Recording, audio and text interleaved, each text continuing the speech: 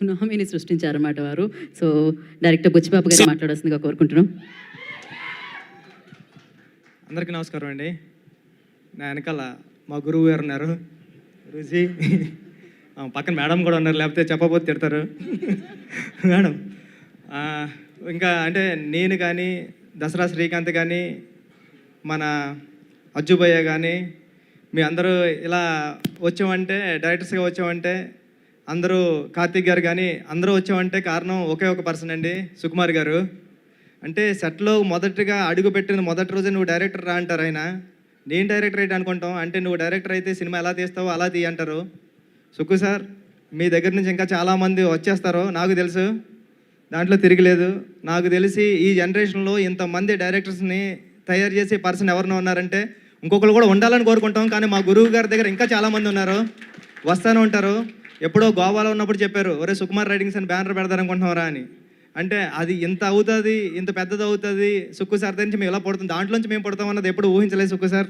Thank you so much, thank you sir. Music director Vijay మా కాకినాడే, సముద్రం పక్కన ఉంటున్నాడు కాబట్టి అంత మంచి మ్యూజిక్ వస్తుంది. ఇంకా పెద్ద మ్యూజిక్ డైరెక్టర్ అవ్వాలని నేను కూడా వచ్చి సినిమా చేయాలని అడగాలని కోరుకుంటున్నా. నేను చెప్పడం మర్చిపోయాను, రెహమాన్ గారికి వినిపించే ఆ ట్యూను ఇది.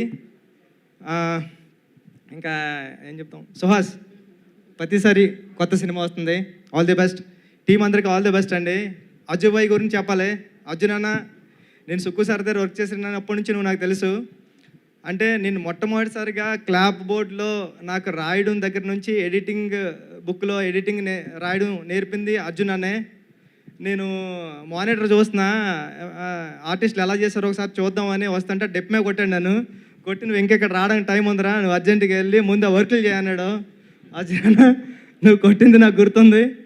నువ్వు కానీ తోట సీనన్న కానీ సార్ దగ్గర ఎంత కష్టపడేవారో నాకు తెలుసు. అంటే 4:30, 5:30, 6:30 అయ్యేది. మళ్ళీ సార్ 8:30కి ఆఫీస్కి వస్తే 8:30కి వచ్చేసేవారు. మీరు అంత కష్టపడేవారు. మీలో 10% కష్టపడినా డైరెక్టర్ అయిపోవచ్చు అనిపించేది.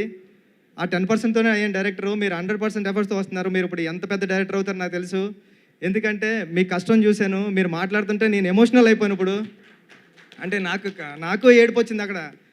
అంత అంటే మీరు ఎక్కడో బెంగళూరు నుంచి వచ్చి ఇక్కడ సుక్కు సార్ దగ్గర జాయిన్ అవ్వి ఇప్పుడు ఇక్కడ వరకు రీచ్ అయ్యారు. ఈ సినిమా పెద్ద హిట్ అవ్వాలని మనస్ఫూర్తిగా కోరుకుంటున్నానండి. థ్యాంక్ యూ సో మచ్ అండి. థ్యాంక్ యూ బుచ్చిబాబు గారు, thank you so much for coming, gracing the event.